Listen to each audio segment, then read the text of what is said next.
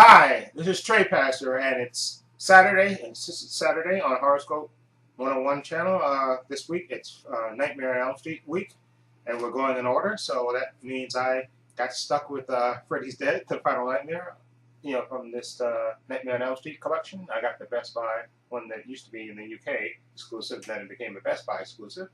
Okay, Freddy's Dead, The Final Nightmare. I remember this movie because I remember going to see it, and originally this movie was in 3D. Because I remember that. I think it wasn't in 3D until the last part of the movie.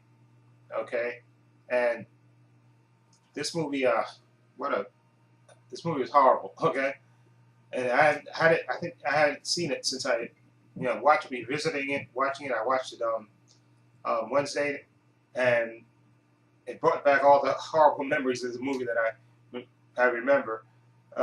It's just a horrible movie. The basic story in this part 6 is Freddy's killed all but one kid of his original hometown, and he escapes to escape, from his hometown to hunt, new kids and stuff. And to do that, he gets basically this character who's called John Doe, which they open up the movie with him and Freddy causing him nightmares and stuff. His guy has a great fear of heights, and they show scenes of Freddy with him on a plane and stuff, and then Freddy playing the mind tricks on him and stuff. And the guy that they hired to, I know these movies are not supposed to have the greatest acting of all in it, but the guy that I guess he would be considered the lead actor because he's in the movie for the most part, and it's kind of from his perspective. It's just absolutely horrible. This guy is just a horrible actor, and this movie has horrible direction, and the story is really stupid. I remember James when he did his initial video on Monday when he was talking about how Peter Jackson originally had wrote a script for this, and he originally did write a script for this, and I had to believe that script would have been a lot better than this script. This movie was horrible. Like I said, the basic story of this is Freddy wants to escape from his hometown because he's killed the last of all the kids in his hometown, and there's only one kid left. And he uses this kid to, like I said, this could be a spoiler. He uses this kid to basically reunite with his daughter, a daughter that he previously never mentioned in any of the other movies. Okay, but he uses this guy because his daughter is like a counselor at this for troubled kids, and I guess it's supposed to be a house for troubled kids. Okay, and after Freddy, basically almost scares this guy to death, and the guy has amnesia, can't remember who he is. Okay, he wanders the road and gets picked up by the cops and gets taken to this house where Freddy's daughter is a counselor, and basically then you start finding out more stuff about her, which isn't interesting at all. And first of all, the acting, as I said in the movies, is horrible. Breckenmeyer plays one of the kids in the house for troubled kids, and they show, I guess, as a way of introducing him, they show him, his father, basically yelling at him, saying how he's a horrible kid, and yada yada yada, and he's basically, Breckenmeyer is basically ignoring him.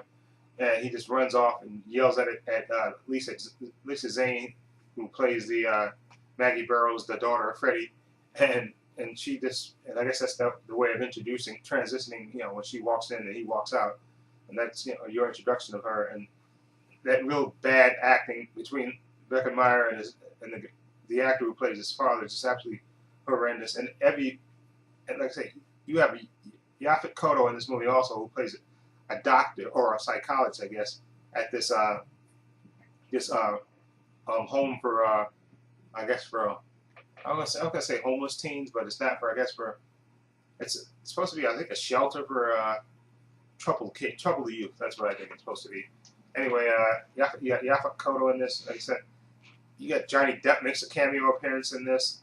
Okay, like I said, you have Roseanne and Tom Arnold in this movie. And I'd forgotten that they were in this movie until I watched it again, and Roseanne, annoying as ever. even though they're on screen for a real brief moment. They're annoying as ever. And Freddy doesn't even seem to be his usual, you know, jovial killing self.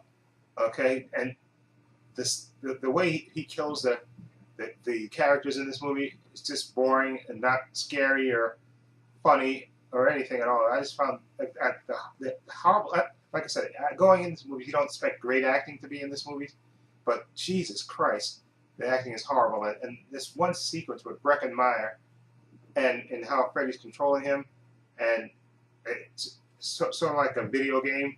It's absolutely horrendous to watch. It's just, and it's not even funny. It goes on way too long, and it's just, oh my God, this movie is absolutely horrible. And like I said, the actress who plays Freddy's daughter, Lisa Zane, who I think is a decent actress actually, but the script does her no favors. Like I said, you have a, like when she's trying to get this John Doe character to remember who he is, you know, they go back to spring, you know, to Freddy's hometown to see if they can jog his memory, and you have people acting wacky in the town and stuff, and she basically doesn't blink an eye. All these strange things are happening around her, and she's not even reacting to it, and it's just, like I said, the script is absolutely horrible, horrible direction. This movie, I definitely would not recommend Freddy's Nightmare. And I remember going to see this movie in the theaters and this being, and the 3D is absolutely horrible too. I mean, I remember that when I went to see it, and you know, they gave you the 3D glasses and you saw it.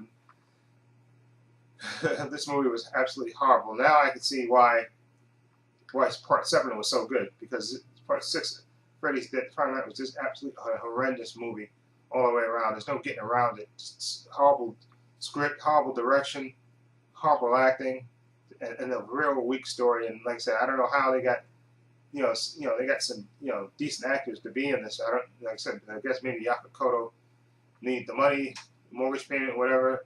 I guess, well, yeah, even they got Eleanor Donahue, and I guess maybe they got her in it. She plays a real brief, you know, a lady that works in an orphanage. Well, how they got her, she's a famous actress, of course, for Following Those Bets and stuff and other things. And how they, well, I guess, like I said, everybody got to eat, so I guess that's how they got her. You know, they gave her enough money, and then I think you even have like I said before, like James said, that there was originally a script by Peter Jackson, which probably would have been a lot better than the piece of crap that this is. I mean, I try not to curse, but this movie was just a piece of crap. I mean, just absolutely horrible, okay, in every respect. It just, like I said, even the 3D, I remember even back then I said, oh, the 3D is horrible. And of course I don't see this in 3D, but I'm watching this and it's not even scary, and just absolutely laughable. You have this tough girl, blonde chick in there that works that's one of the kids in the house, and there's a dumb sequence with her when Freddy's attacking her that's really hard to watch and goes on way too long. It's just a horrific movie. I mean, it's just absolutely horrible. And like I said, my favorite Nightmare movies, of course, the original, which I absolutely love. Okay, no joking, Freddy. Part 2, which a lot of people give it crap and say they don't, because it went in a totally different direction. But I like Part 2. Part 2 to me is very underrated. Part 3, of course, was great. Return to Nancy, Dream Warriors. Part 4 I thought was great. Part 5, and even Part 7, The New Nightmare. Okay, those are my favorite. I think the only one I really hate is just this one, Freddy's Dead: The Final Nightmare. Just because the script was weak and lazy, horrible acting. 3D was crap, and it just didn't. And them making Freddy having a daughter out of nowhere when they previously, and I can't believe, because I think I heard somebody that said that Robin Englund said that he hated Part 2. I don't see how he didn't hate Part 6.